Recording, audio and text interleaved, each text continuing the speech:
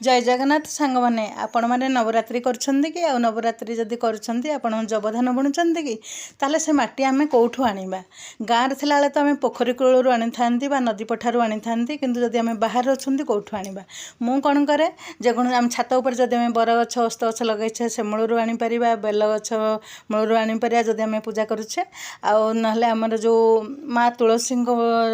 चौरा मूलरू भी आनी परिबा से माटी सब शुद्ध होई थाए। आपण प्रथमे माटी आनी दिने दिन पूर्व टे खरारे देबे एमती पलमरे आपण माने जबधान बुणीबे खरा दे सारा पर मैंने केमती शुद्ध करेंगे गंगा जल हलदी चंदन सिंदूर एमती देकी प्रथमे शुद्ध करेंगे गोबर घसी थे आपण मैंने पकई पारे शुद्ध कर